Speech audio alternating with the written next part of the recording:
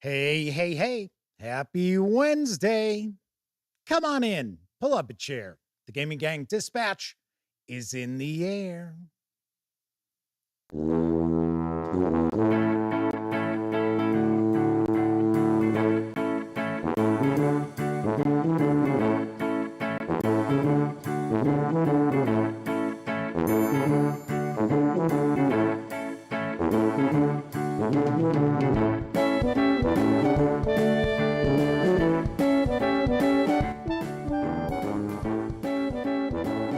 Howdy, gang, and welcome once again to the Duct Tape Studios. I'm Jeff McAleer, your host here at the Gaming Gang Dispatch, brought to you by, shockingly enough, thegaminggang.com, of which I happen to be the founder and editor-in-chief. So welcome aboard, everybody. Tonight is Wednesday, July 9th, 2025. This is live stream 1210. If you're not overly familiar with this show, let me point out it's super casual. Just hanging out, talking about the latest in tabletop gaming news. And then usually we'll take a first look at a new game, or at least new to us. Sometimes I'll talk about a topic related to our hobby, or even just hang out, do the news, and discuss different things with folks hanging out in chat. But tonight, we're going to actually dive on in and take a first look at Weird Heroes of Public Access from Get Haunted Industries and Exalted Funeral. I've heard good things about this. I believe there are some folks in chat who normally hang out in chat who are very familiar with this and give it a thumbs up as well. So we are going to dive on in. We are going to get a first look at that tonight. Now, of course, when you're not watching videos on the Gaming Gang channel, be sure to visit thegaminggang.com for all the latest in tabletop gaming news, reviews, and a whole lot more you are not going to find here on YouTube. You know the drill. Get your geek on at thegaminggang.com. And of course, because this is a live show, that means there is chat available. Now, you have to be a subscriber to the channel for at least an hour before you can take part in chat.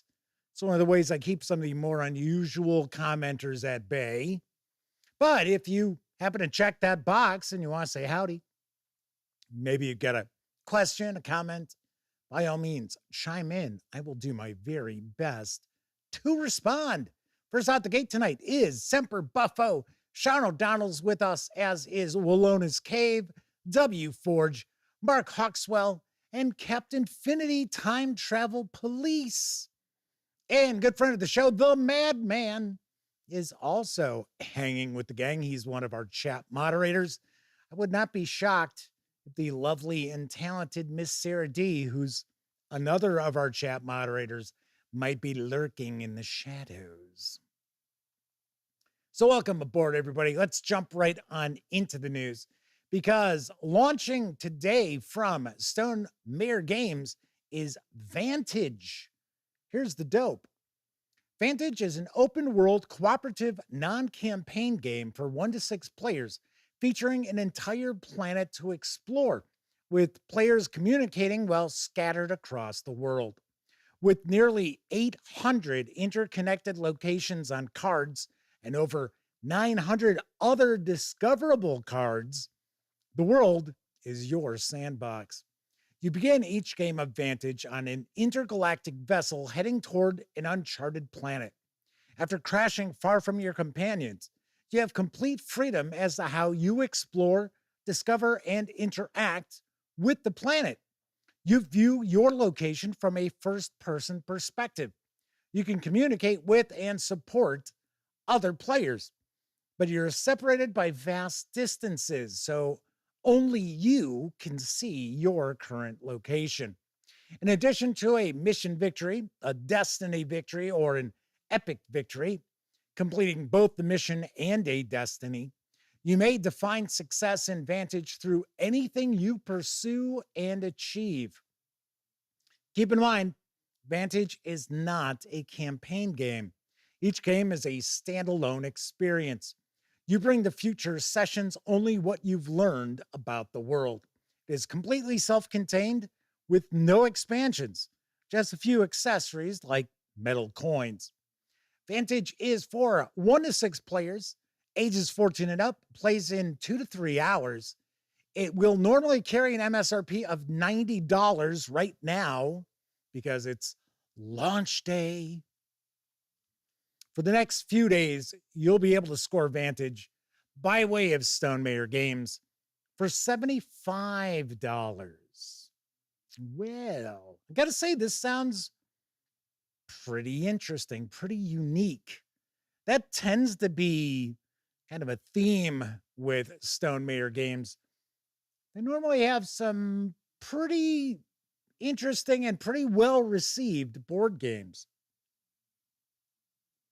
Now, I'd mentioned today is launch day. What that means for Stonemaier Games is you can now order it. It takes about 1 to 3 weeks for it to ship. So when I said launch, you might have been thinking, oh, hey, this is on Kickstarter, BackerKit, or no. You would order directly from Stonemaier Games. So there is that. Laconic Lane is with us in chat.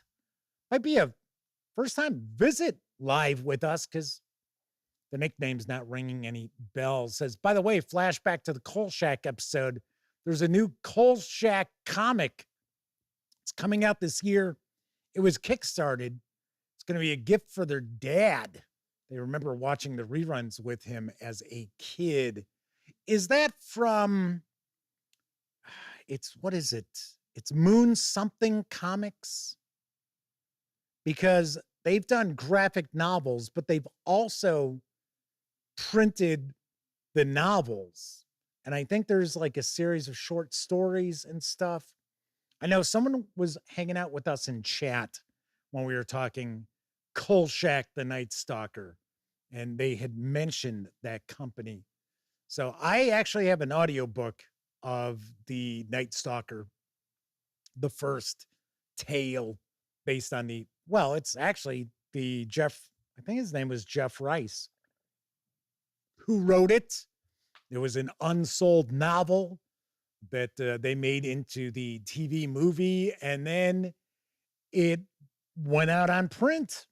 So kind of cool. Kathy Evans is with us in chat. Welcome, Kathy.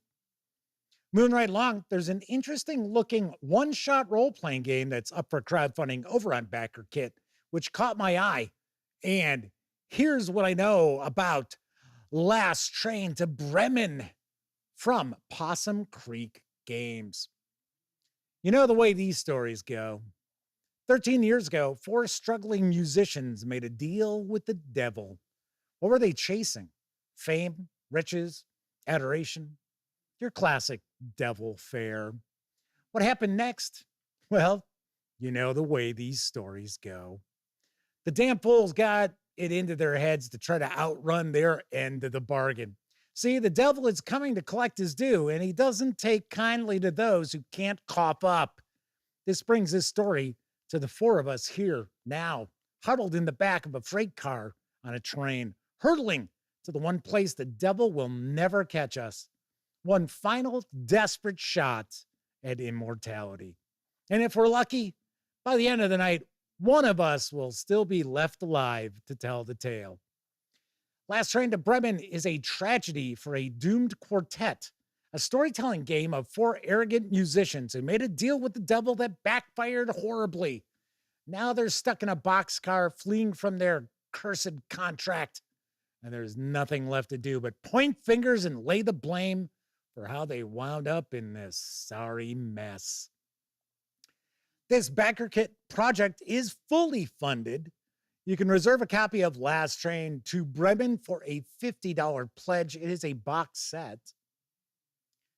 Or you can secure the digital edition for a $15 pledge through July 24th. Estimated delivery is between winter of this year and spring of next. And I got to say, this piqued my interest. Just the premise, right? I'm sure this probably supposed to take place in the 1920s or 1930s. And it is my understanding that it is built upon Liar's Dice. So Liar's Dice is the core resolution mechanic that the players will be using. If you're not familiar with Possum Creek Games, they actually have a few very well-received role-playing games that are out there on the market, including Wander Home, which I have always heard very good things about. So there is that. On to our next news piece. Now available in print and PDF is Traveler, the Great Rift slipcase set from Mongoose Publishing. Here's the scoop. The last great unknown in charted space. Only the boldest dare venture into the depths of the Great Rift, crossing the abyss of empty space to find unexplored star systems and forgotten wonders. Deep in the Great Rift lie ancient mysteries, strange alien civilizations, and human cultures who have not seen off-world contact in centuries. Portside rumors speak of giant creatures capable of interstellar flight and of starship wrecks belonging to no known peoples. From the Cold War of the islands cluster to the isolation of the boulder field, the Great Rift is a place of danger, both varied and insidious. A miscalculated jump means a slow death in deep space, yet travelers are ever willing to take the risk. What awaits the intrepid voyager who finds an undiscovered star system or deep space object? What secrets lie within the Great Rift, hidden in the vast emptiness and forgotten by ordinary starfarers? There are great risks here, it is true, but with them comes a chance to be the first people in history to stand on a new world and gaze upon what no one else has ever seen. You'll find 2 books inside this set. Book 1 is The Great Rift, a traveler's guide to, well, you guessed it, the Great Rift, how to traverse it, and explorations of the corridor, rift, and rift span reaches sectors 2. Then we have Book 2, Deep Space Exploration. What is beyond charted space and the cold void of the Great Rift? Push further into the night with this guide to deep space phenomena and the spacecraft that traverse it. Then continue exploring deeper into the Great Rift with the Aphowasia and Touchstone sectors. Plus, 3 giant-sized posters illustrating the sectors of the Great Rift bordering the Third Imperium and Aslan Hierates. The slipcase set with PDFs carries an MSRP of $89.99. If you want to grab just the PDFs alone, I think it's one 440-page PDF. It is available over at DriveThruRPG for $49.99.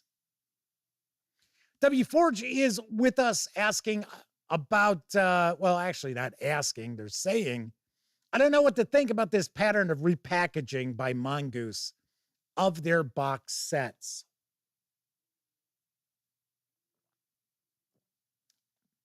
I don't know. Well, the question would have to be, hasn't the update, the core book update, the 2022 update, hasn't that come out since the Great Rift was a box set? I could have swore that the box set for the Great Rift came out before that. Not positive, can't tell you for sure, but I believe that's the case. Chris Lundgren and DB are with us tonight. Welcome to you both. And Kevin R. Smith is also hanging with the gang. So cool. It's a cool deal. I have never had an opportunity to check out the Great Rift. So Chris Lundgren says they just can't get into Traveler, but they recognize how popular it is. W4 says, yeah, I didn't think about that. I think that's probably why they're doing that. Because I understand where W4 is coming from. Because it's like, hey, wait a second. I thought they already had a box set for that. Now they had a different set. But I would think, now it's very possible nothing has changed. You know, That is a possibility that there is absolutely nothing different in the slipcase set than what was in the box set.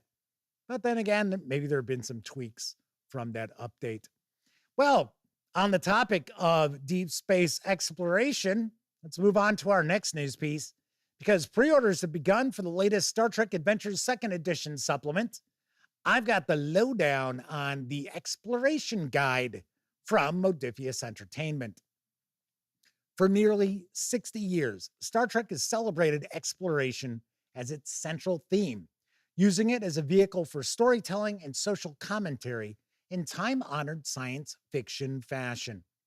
Due to release in October of this year, this exploration guide is essential reading for any Star Trek Adventures crew interested in expanding their characters, missions, and campaigns into the final frontier and creating new sectors, worlds, and environments to discover and explore.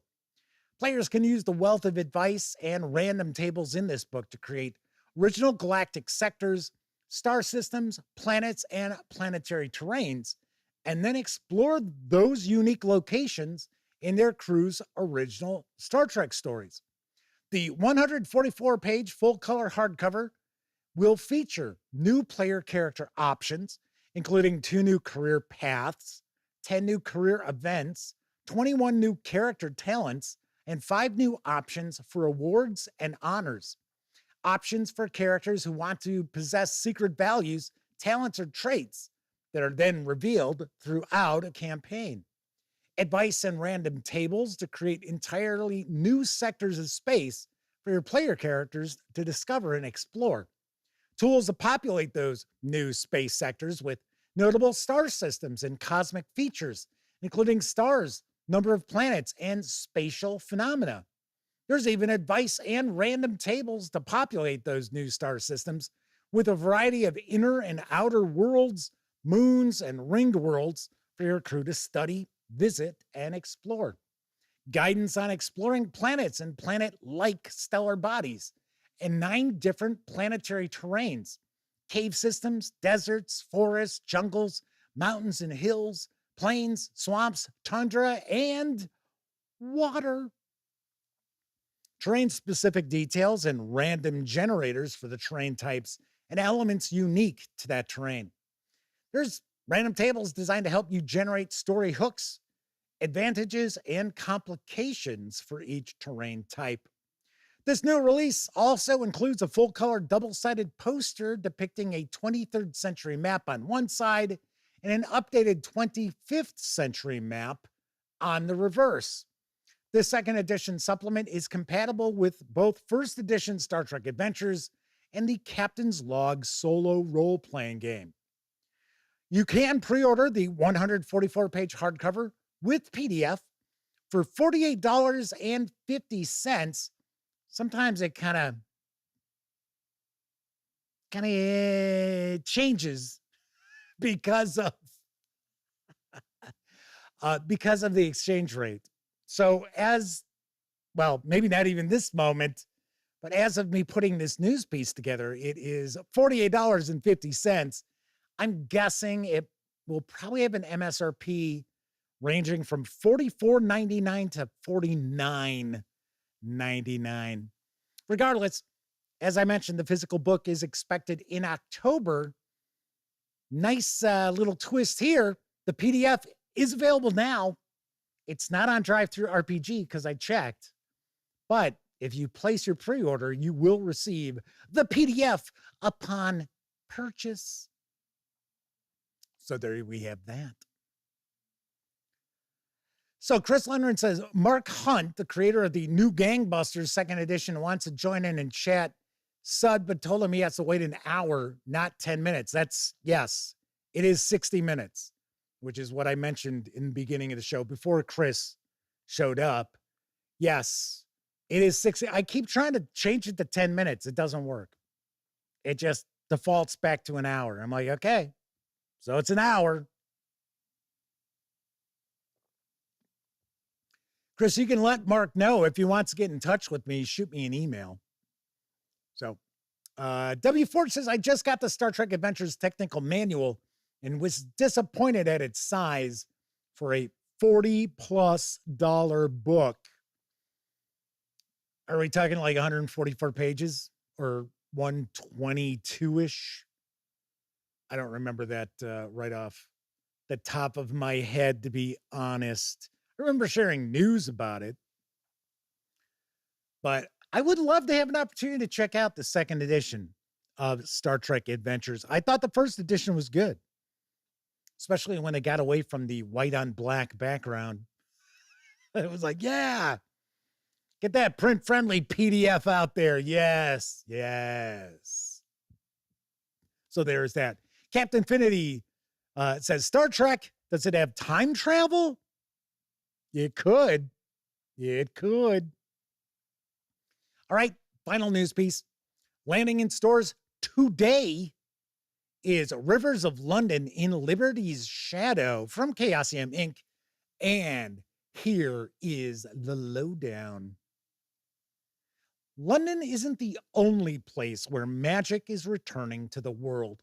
On the far side of the Atlantic Ocean, old factions are stirring once again to rub shoulders with brash newcomers to the American Twilight subculture, aka the Demimonde. From unofficial monster hunters and hedge wizards to the FBI's basement. Yeah, competing with the laundry, no doubt. There's a wellspring of mysteries to investigate and secrets to uncover in this land of opportunity. This includes an exclusive piece of microfiction. What does that mean? It's like, is it a page? It is by Ben Aronovich. Ask and you shall receive.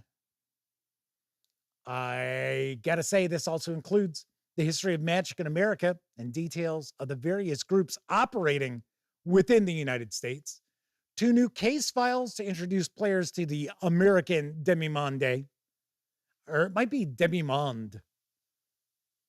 I can't remember. I'm trying to, because remember, I listened to the first 2 Rivers of London audiobooks. I don't recall how they pronounced it. Regardless, the titles of these are Woolly Bully and A Regular Picture Palace Drama. Their new spells, creatures, and character creation options, plus 6 ready-to-play American investigators, members of the monster hunting streaming channel, The Cryptid Kickers. This 208-page hardcover with PDF carries an MSRP of $44.99. You can grab just the PDF alone over at DriveThruRPG for $22.99. You might be wondering, well, Jeff, how come you don't have a review copy? I don't think anybody has a review copy of this at the moment. I think there were some shipping delays on it. Although I thought it was supposed to come out this summer, so I didn't know. But I did reach out to my contact from Chaosium Inc. for one, to make sure that it was actually coming out in stores today. Because normally I would know ahead of time. This, I want to say I spotted the PDF last night. I was like, huh. And I went over to Chaosium, didn't see anything. And I was like, okay. And then today, I was like, oh, hey, it's out. But Chaosium Inc. is sending me a copy because you might recall I reviewed Rivers of London and basically said, hey, you know what? You don't even have to be overly familiar with the book series. This is a damn good role-playing game. So Kevin R. Smith says microfiction is anything less than, or 300 words or less. Well, that's not much.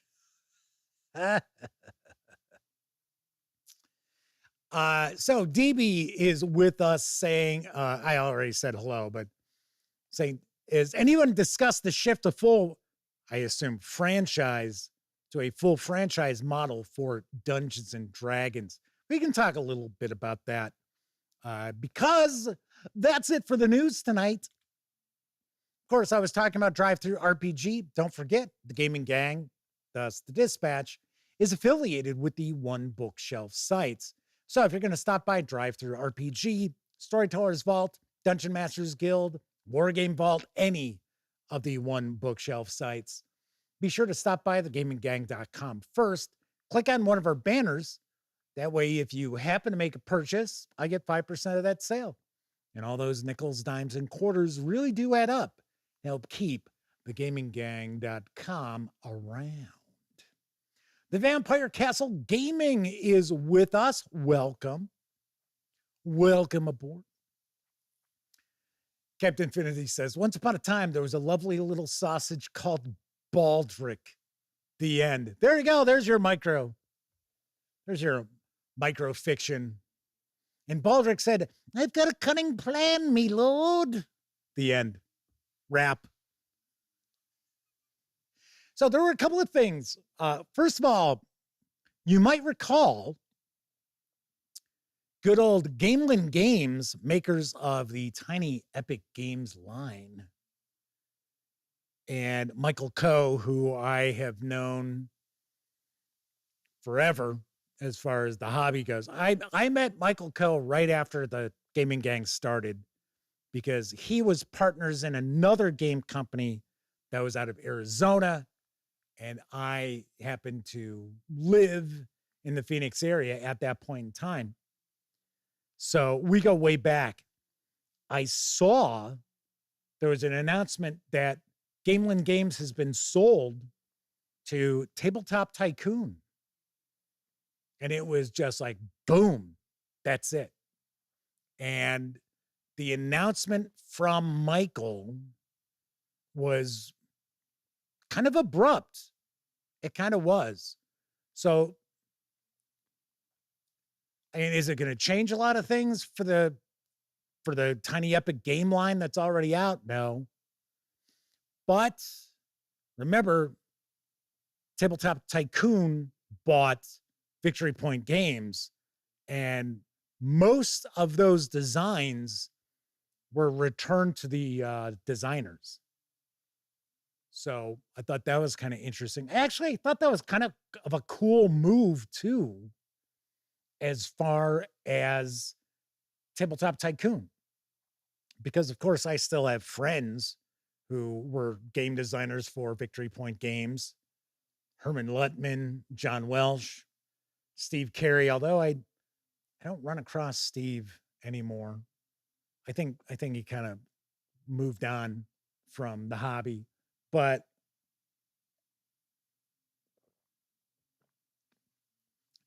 you know, they could have just tied up the rights to their games forever. No, they reached out and, you know, like John Welsh got his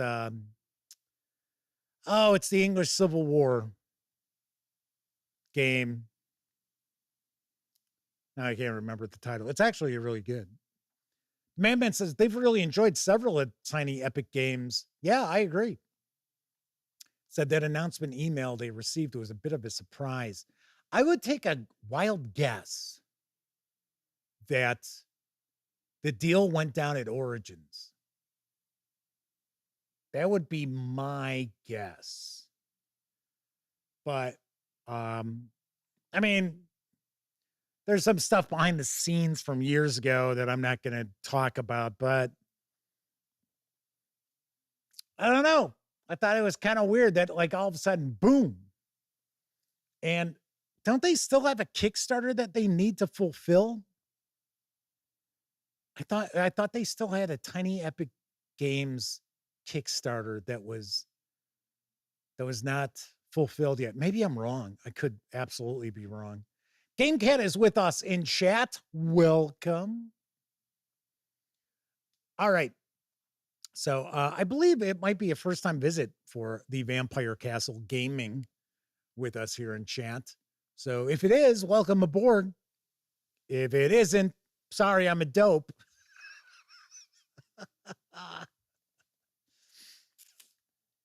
Anyway. So I was talking about DriveThruRPG.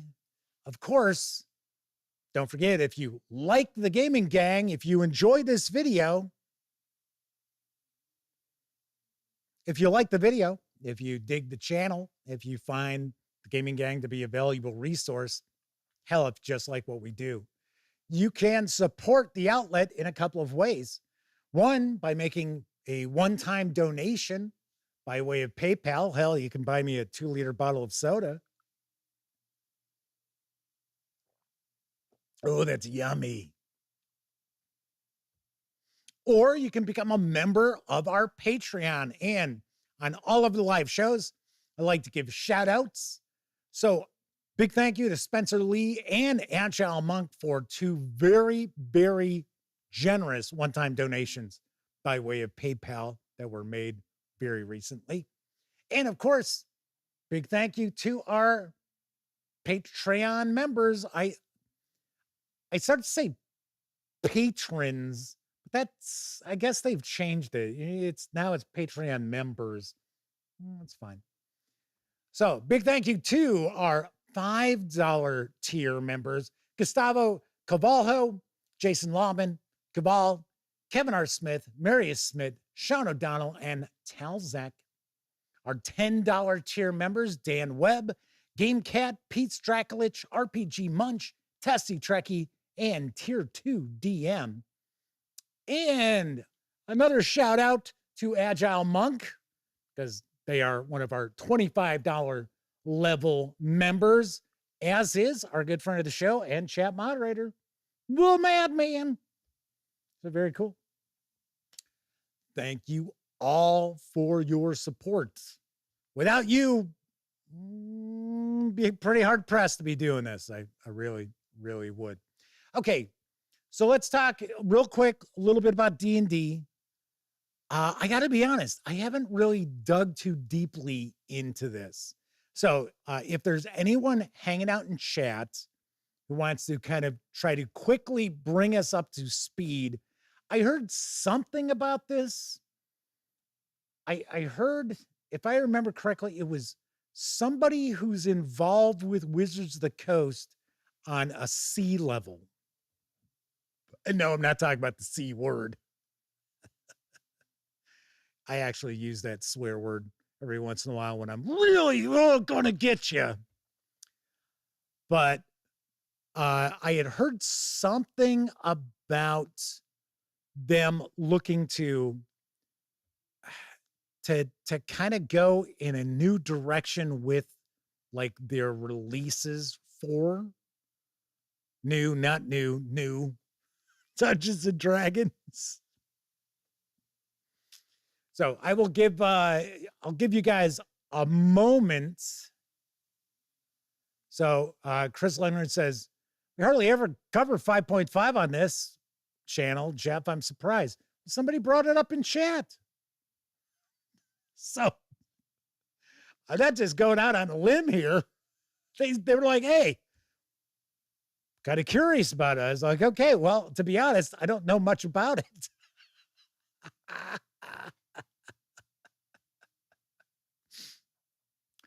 So I'm like, okay. Yeah, the shift to full franchise model for D&D is what DB had mentioned. Former Halo exec takes over Dungeons and Dragons, says it's moving to a, quote, full franchise model. D&D movies, video games, books, other licensed products all now live under one roof, says the new Dungeons and Dragons franchise head.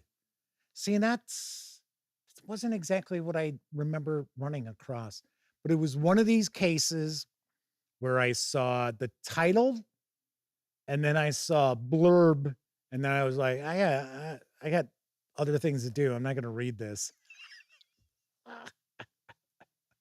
W4 says, well, what is a franchise model? Can I open my own D&D themed restaurant?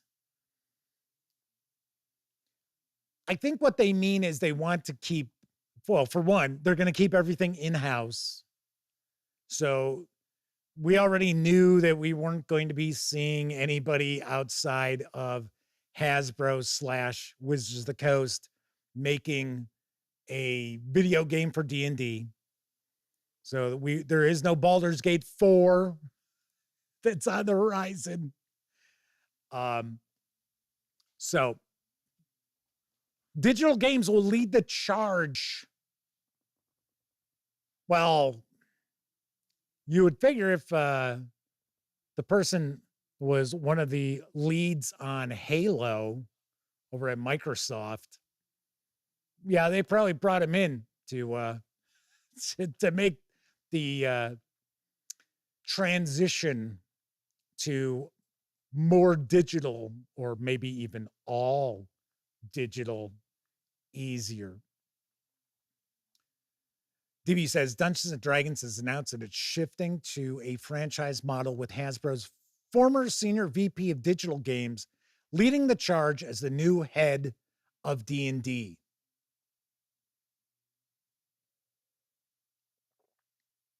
Okay. So allow me to lay this out. Do any of us really care? Once again, I will point out, I always want Dungeons & Dragons to succeed. It is a part of my youth. Once again, I've pointed this out. If you happen to watch fairly regularly, I moved on from Dungeons & Dragons. My friends and I all moved on from Dungeons & Dragons during first edition. I mean, by 84, none of us were playing it. None of us were running it. And that's why I'm fairly ignorant about most things. Second edition, third edition, 3.5, fourth. I did read the core books for fourth, because I'd heard a lot of people talking about how it was so much like an MMO. And I was like, okay. I kind of disagree on that. I did see the inspiration from video games that it had, but it wasn't like, oh, look, this is World of Warcraft, this role-playing game. No. DB says franchise model worked out for Games Workshop and Warhammer Fantasy Roleplay. Actually, that wouldn't be a franchise model.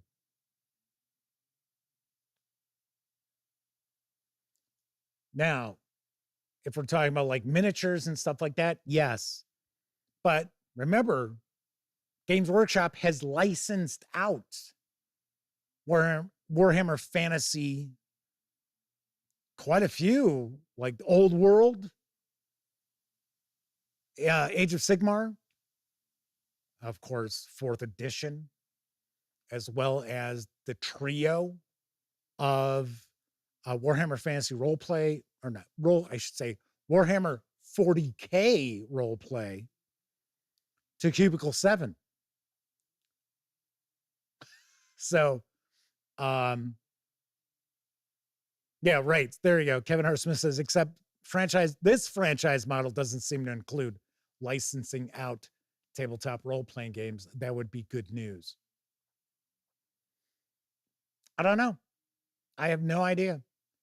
W Forge is kind of curious, what's the difference from licensing their IP? They may not license it out to you.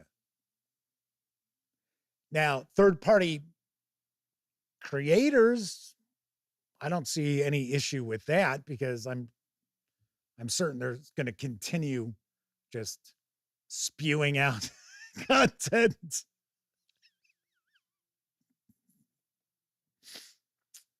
All right. Kevin R. Smith says, one theory they've heard is Hasbro might put D&D on the back burner for a few years until the time is right, as they like to do with their other IPs. I got to be honest, I don't think that would be a bad idea. Not necessarily ignore it completely, but is it me, or is the new Eberron release just not creating any buzz? I mean, it's not out yet. It's on the horizon. But as I think the last book that generated interest was, didn't they come out with Dungeon Master's Guide last with this 2024/2025 edition? Wasn't that the last book? Because I thought they went Player's Handbook, Monster Manual, Dungeon Master's Guide, because Dungeon Master's Guide was a little more optional than it had been in the past. Kevin R. Smith says apparently it's creating no buzz since this is the first they've heard of it. I thought it's an adventure book. Once again, it's something that I saw pop up, and I was like, okay. Well, it's, yeah, I'm not going to be seeing it. I'm not sharing news about it, so why would I dig too deeply? But I thought that is supposed to be, I thought it's a fall release or something. Maybe it was something that was a third-party product that just looked like it had the right trade dress and everything. I don't know. I do not know. Anyway, so as far as going full franchise mode, I guess we'll find out what that means. And it just gives the cranks out there more stuff to complain about. I gotta go make my negative video about Dungeons and Dragons, even though I haven't spent a dime on Dungeons and Dragons in 15 years. I hate D&D. Got to put my sunglasses on, cover my bald head. Chardell says, I hadn't even heard there was a new Eberron book. Like I said, did I run across that? I think I ran across it on one of the distributors' websites, because that's where I sometimes pull news when I don't have like my fourth or fifth news piece, which doesn't happen too often, but it happens. There are a couple of distributors that I go and take a look at, and maybe that was it. Maybe that's where I saw it. Anyway, so DB says, Grim Jim. DB also said, I haven't played D&D in a while, but still the gateway drug for young gamers. Yeah, I agree.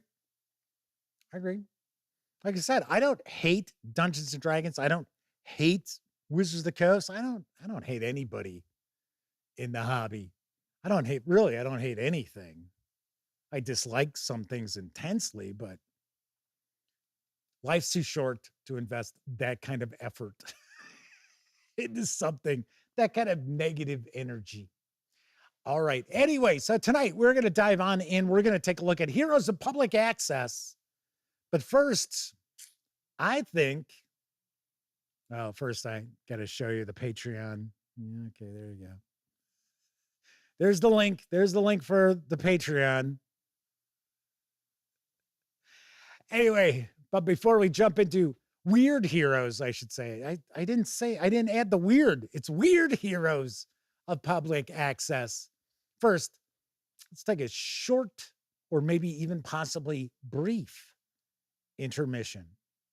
The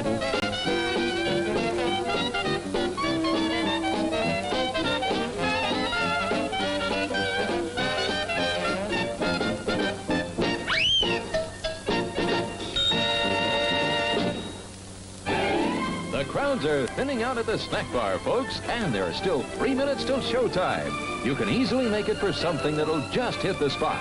How about it? Don't waste a second of refreshment time. You'll find such an appetizing assortment of refreshments at the snack bar, you won't be able to decide what to ask for first. All of your snack bar favorites are there, including fresh peanuts, hot popcorn, and candy of all kinds.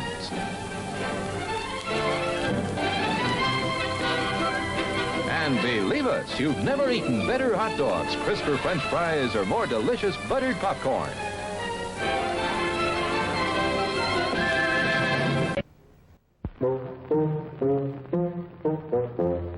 When that irresistible urge strikes, that urge for a candy bar, Have an almond joy.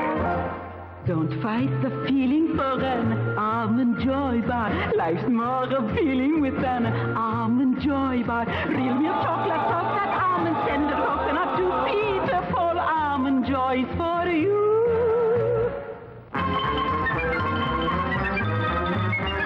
Go ahead. Follow that irresistible urge to an indescribably delicious Peter Paul almond joy. And when you get the urge for something really crunchy, Don't fight it, surrender to a Peter Paul almond cluster.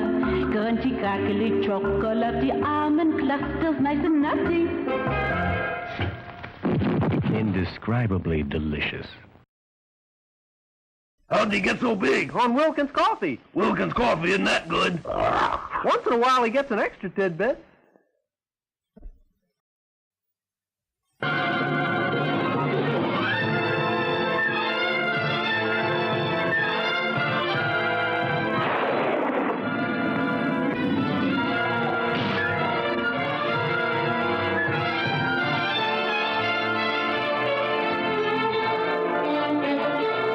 Of the Gorilla with Barbara Payton, Lon Chaney, Eamon Burr, and Tom Conway.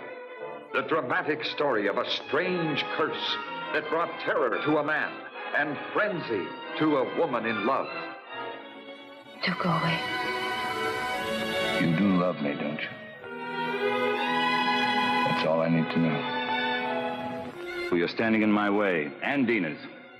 We love each other. What are you going to do about it? Did you see this animal? Yes, I have seen the animal. It walks in his hind legs. Like a man? No, like a beast that walks like a man.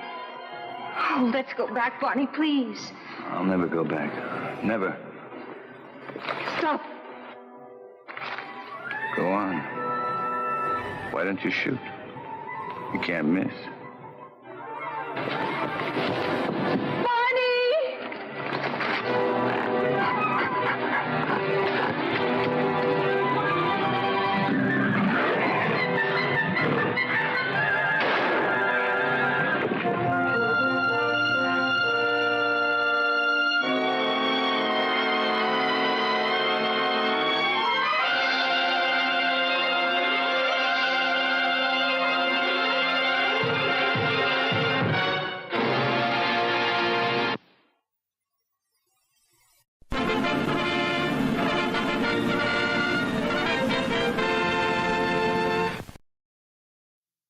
I now pronounce you gorilla and wife.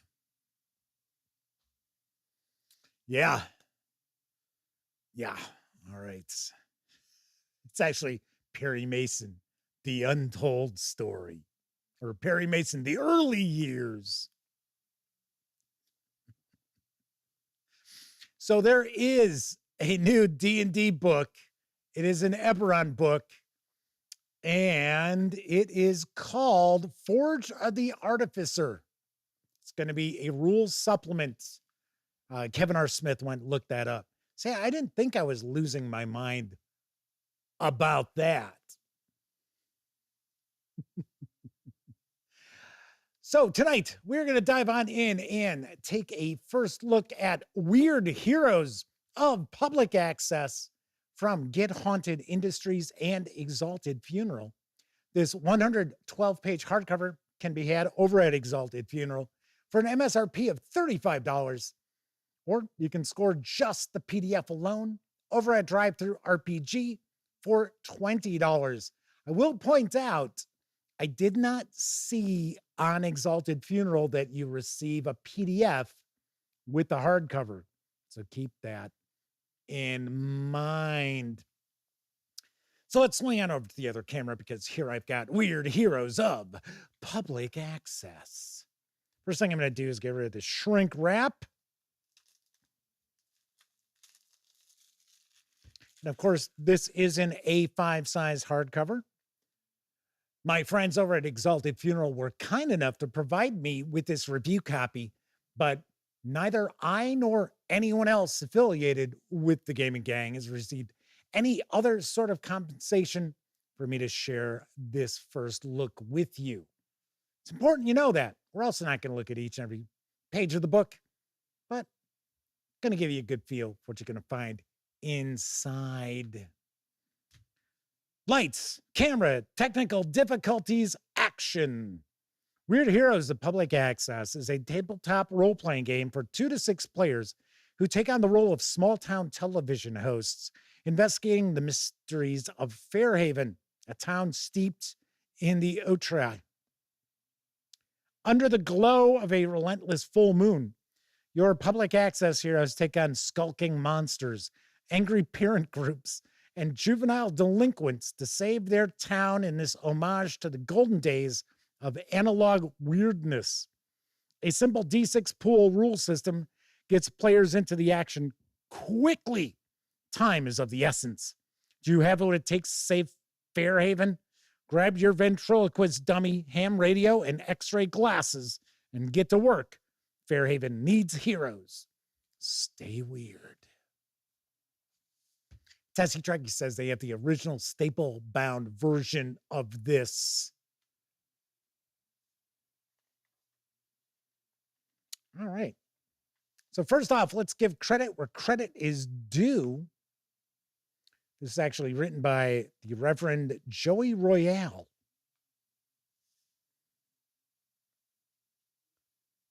So it says, this is not for everyone.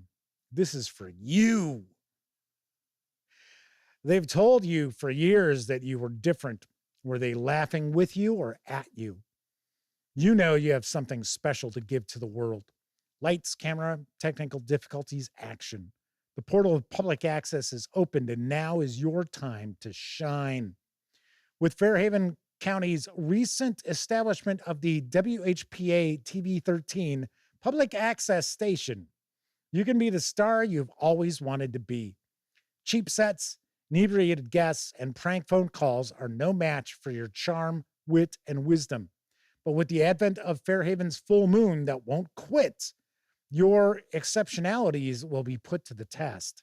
The station manager has called upon you and your fellow hosts to get to the bottom of the strange goings-on around town. Let's get weird. All right. So I have to admit, having grown up in Chicago, I don't remember too many public access channels. Now, I seem to recall hearing people talk about some stuff like New York. Like New York had some serious public access channels out there with a lot of different content and a lot of content that would not have been on the airwaves any other way. But I don't remember as a kid or a teenager, even in my like early 20s, that I really don't recall public access channels. I'm sure we had them. So let's see. Becoming a host. So this is the character creation. Looks like we get some quotes here from various different TV shows. One's from Elvira, Mistress of the Dark. It says, determine your niche programming focus. Distribute 2 skill points amongst your core skills. Distribute the skill points provided within your host's programming focus. Define connections, variety, and local talk hosts. Pick a special gadget or a special interest. Get a day job unrelated to the theme of your show.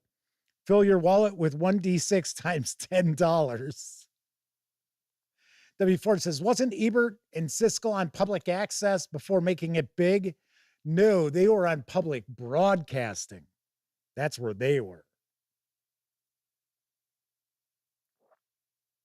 They were on the local PBS.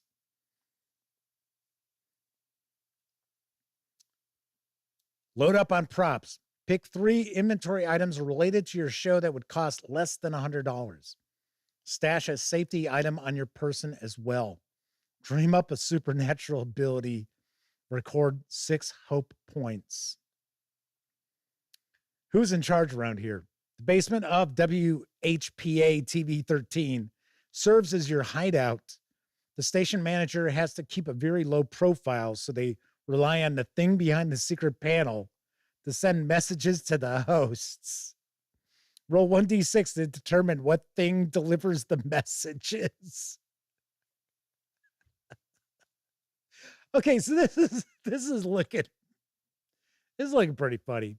W Forge asks, anyone remember UHF? We had a lot of UHF channels in the Chicago area. So we have our programming lineup. So I think these are your focuses that you could choose from: spirituality, fitness, variety, monster movies, local talk, special interest. Looks like we've got some like TV ads with this as well. So we got the end of week lineup. Friday, Saturday, Sunday. Oh, so maybe I guess this is supposed to kind of give you an idea of what you would be.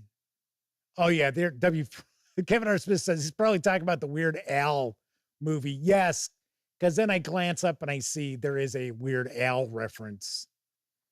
So that's why W4 asked, does anyone remember UHF? But then again, it's UHF channels have been gone for a while.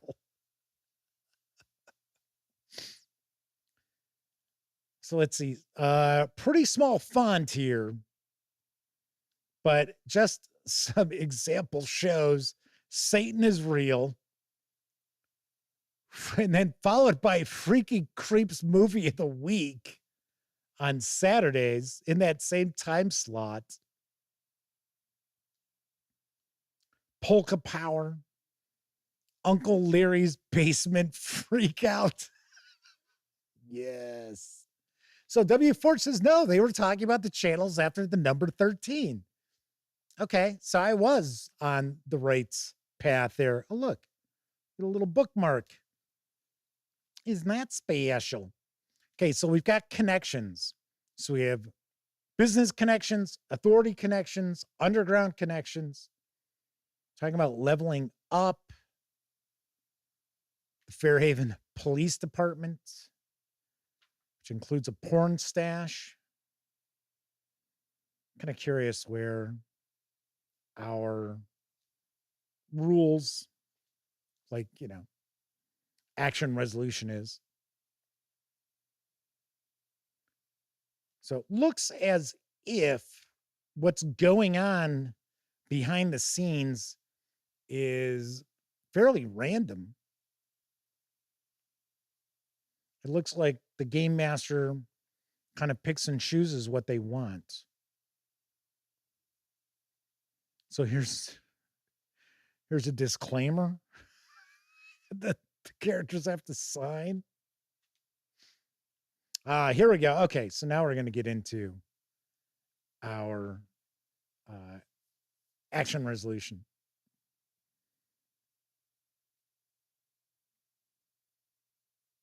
So here we've got psychic powers. Because I guess each host has some supernatural power.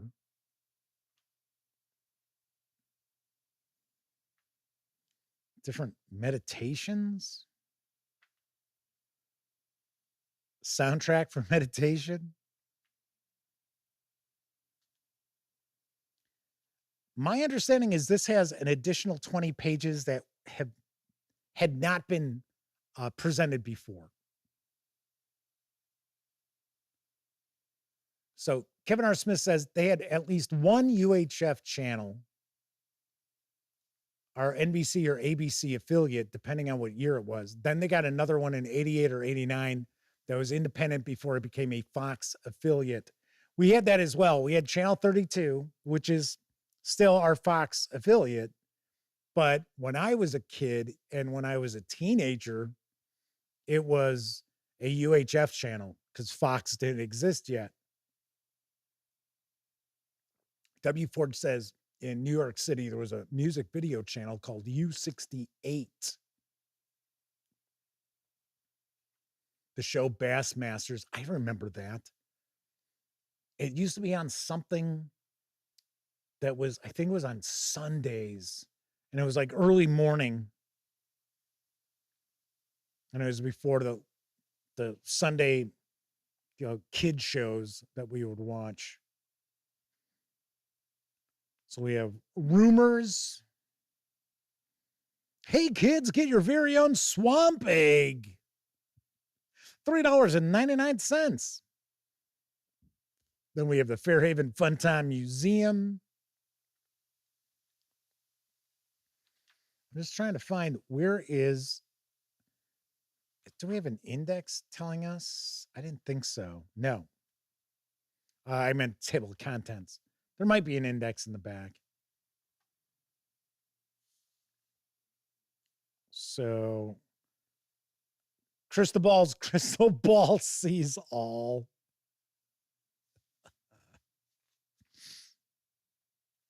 The Time Hut.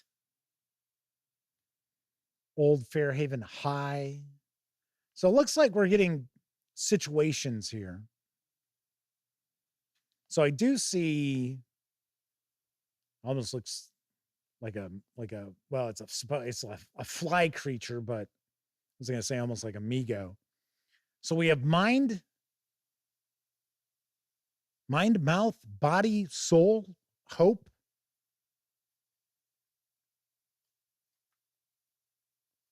So we have missing persons report. So it looks like we've got these little adventure nuggets in here. Kevin R. Smith is saying they think W4 is probably talking more about the independent UHF channels. The thing is that UHF is just a set of frequency, not all UHF channels are those wild independent channels. That is correct. In Chicago, yeah, it pretty much was. We had channel 44, channel 66. 44 and 66 went the way of the dodo. 32 still around. I think there's 26, but that came along more when I was an adult. So yeah, so we're getting like profiles of different creatures. Yeah, the preteen Ouija freak out. Last night, a pizza party devolved into a flirtation with the occult, resulting in minor injury, psychic activation, and the unbinding of dark forces. Sorrel Dagon, Ginger Wicket, and Coral Maypole broke out a dusty Ouija board in a wood-paneled basement on Pine Street. After pursuing the romantic interests of crushes, the girls moved on to contacting Marty, a classmate who had disappeared last month. Coral reports that when she jokingly asked Marty to procure a ghost's soda from the other side, a mist of grape-flavored liquid moistened the girls' faces. When Sorrel asked, "Are you alive, Marty?" the green slime started to drip. Oh, I'm sorry, green slime, not the green slime. Started to drip from a section of the wood paneling. The girls touched the slime and felt a severe static electric shock.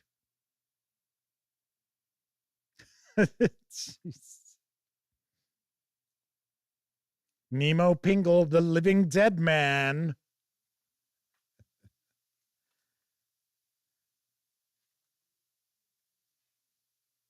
Okay, so it appears that we have something set up for you to use a deck of cards for randomization of stuff, or like random tables. Troy Cornelson's with us in chat. Welcome.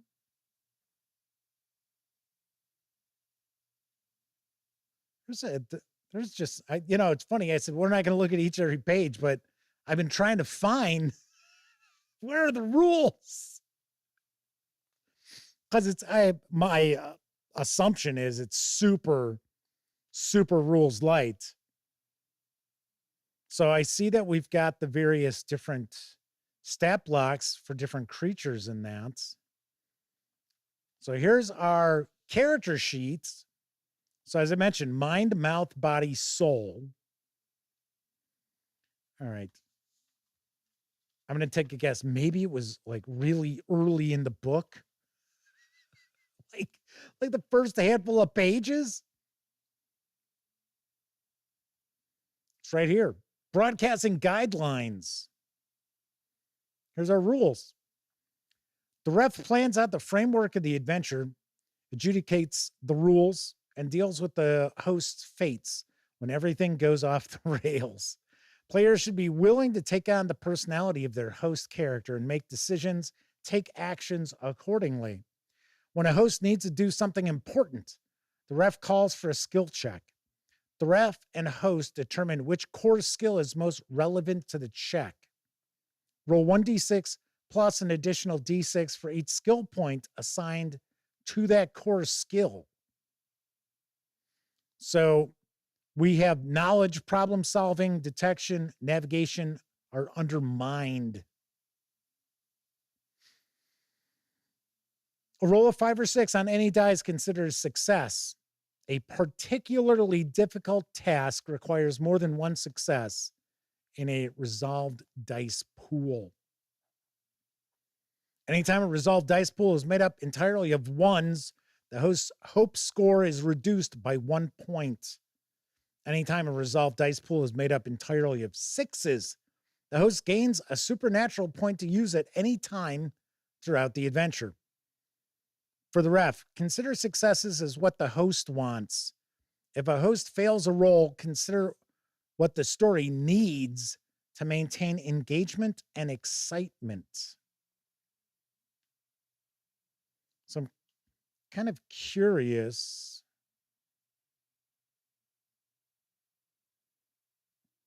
So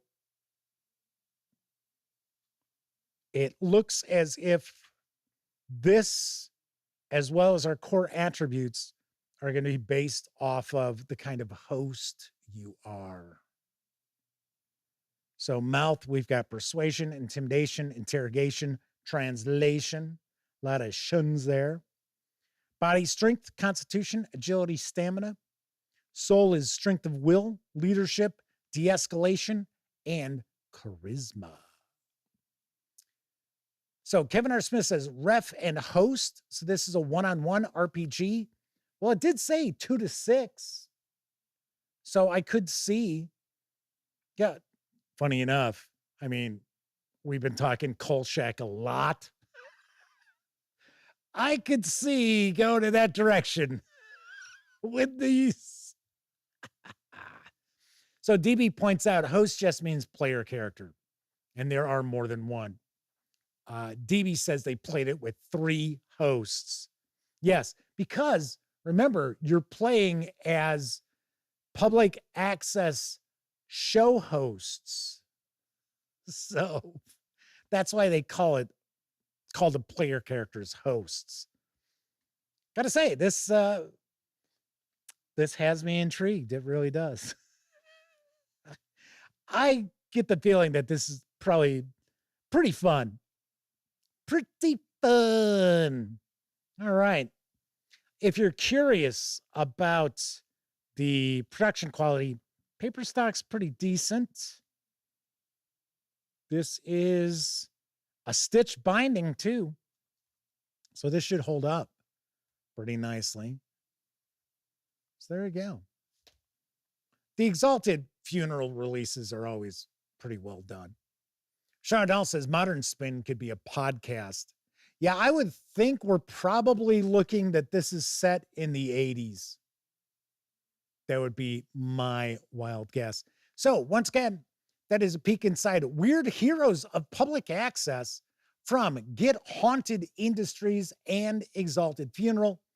The hardcover can be had over at Exalted Funeral for an MSRP of $35. If you want to just grab the PDF, you can do so over at DriveThruRPG for $20. And of course, stay tuned. I will have a review of Weird Heroes of Public Access in the not too distant future. Very cool. I really like the cover artwork. This cover artwork's really cool. It's very nicely done. So, and it's kind of like, that was that guy, Billy, was it Billy Blanks? Was that the name of the guy who had the exercise videos or whatever? So it's kind of like him. Then it's looks like a young Grandpa Munster. So sweet. So once again, I will have a review of that. Yeah, Tybo. Max Apocalypse is with us in chat. Yes, the Tybo guy. Wasn't his name Billy Blanks?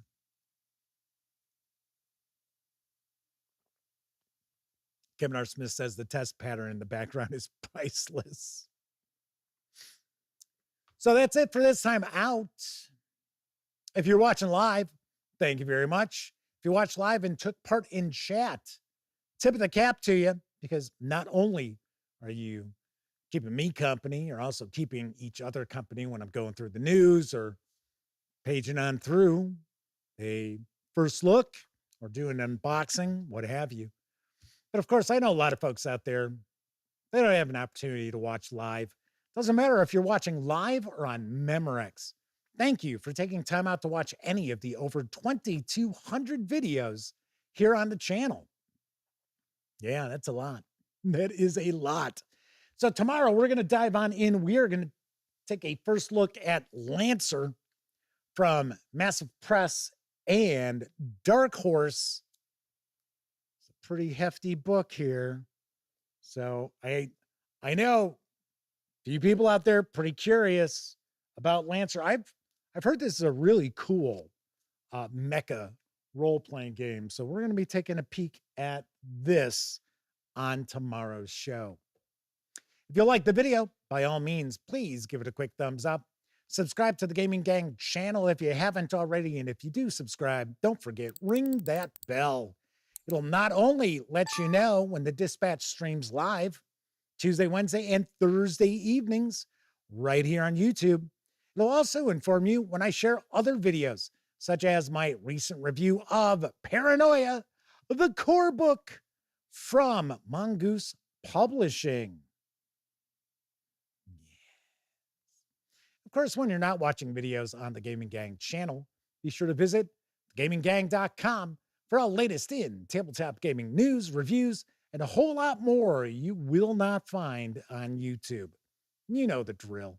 Get your geek on at thegaminggang.com. Thank you very much for watching. Everybody enjoy the rest of your morning, afternoon, evening, whatever time of day it is in your neck of the woods. I'm Jeff McAleer, and hopefully I see you next time. But as always, I certainly hope each and every one of you gets to enjoy plenty of great gaming with your gang.